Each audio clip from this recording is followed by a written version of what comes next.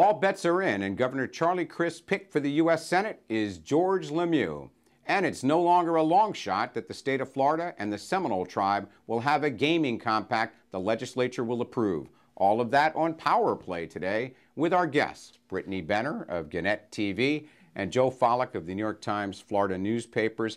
And Brittany, George Lemieux, former chief of staff to the governor, campaign manager, good enough to run the state of Florida, good enough to be a U.S. senator, it seems. Well, we'll find out if he's good enough, but there's no doubt that he is an ally with Charlie Crist, and Charlie Crist is the king at political PR and self-advocation. So, you know, he's got a friend in there. We'll see what happens next year. Undoubtedly, he'll yield to Charlie Crist as he goes for his bid next year for U.S. Senate. But it's a good and safe choice, Joe, isn't it? I think it's a better choice than maybe people thought a couple of weeks ago when this might have seemed a little bit more far-fetched. George Lemieux ran this state virtually as chief of staff for 2 years. He ran a campaign that people didn't think would go as well as it did, so well.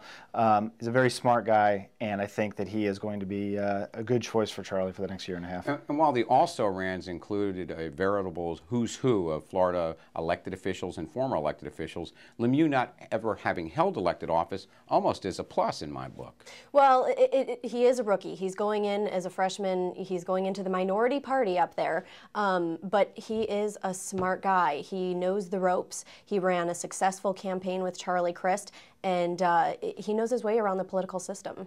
So how much cutting about this choice is there likely to be when any choice the governor made likely would be criticized by his rivals in the Senate race? I think you'll hear a little bit about Charlie just appointing a friend or a crony you might hear, but I think the majority of Floridians are not really going to be too upset about this. I think George Lemieux is polished enough. He's not going to do any gaffes. He's not going to do anything that Charlie wouldn't want him to do. And in the long run, that'll make it a safer choice. Well, as with medicine, at first do no harm, George Lemieux is clearly a guy who will do no harm and actually would probably be very dignified in this role and trustworthy. Well, and also, I mean, let's look at this. This is a beachhead operation for Charlie Crist, too. If he has eyes on going up there in a year and a half, who best to go up there and kind of soften things up and find out the lay of the land than one of his best friends? Impact on the race in the eyes of, say, a Marco Rubio and a Kendrick Meek?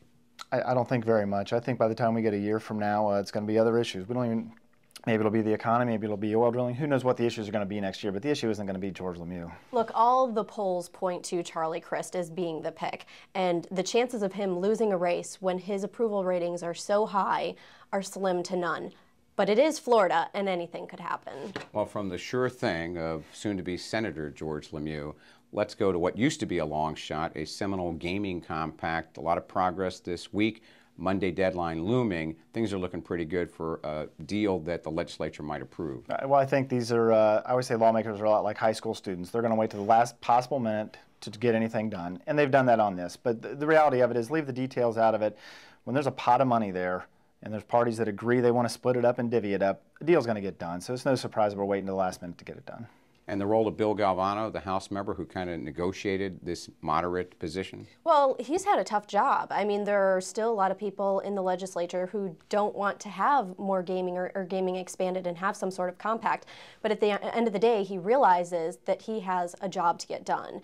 And, you know, if we just lose out on this compact, we also lose out on that money for Florida's education system. And so now the pari-mutuels, compared to the regular legislative session, kind of cheering on a deal getting done because they only get a better deal at the Seminoles. Right, and I mean, another thing to think about this is there's been a lot of third rail issues in this state. Oil drilling and gambling are two of the biggest ones for the last 10 years. And look where we're at now, where we're talking about both of those being entirely feasible with very little public uproar. Pendulums do swing back and forth. Let's go to your respective power plays of the week. Brittany. U.S. Senator Ted Kennedy, Republican, Democrat, whether you like him or not, you have to admire his tenure and prowess in the political process. And the bottom line is some Florida Democrats call him the liberal Lion King. He's got a lot accomplished over the years, and there's no doubt that his name will go down in America's history books. And clearly achieved much more legislatively than many presidents in our history have. Good choice, Joe. I'm going to go with TECO Energy. Clearly the three investor-owned utilities in the state got together last year and said this is the year we're all going to get together and ask for the first rate hike in a couple decades.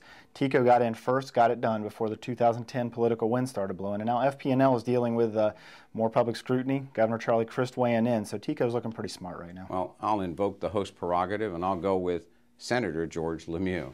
Brittany Benner, Joe Follick, thank you very much. For the latest political news, go to thesafetyreview.com, and we'll see you next time on Power Play.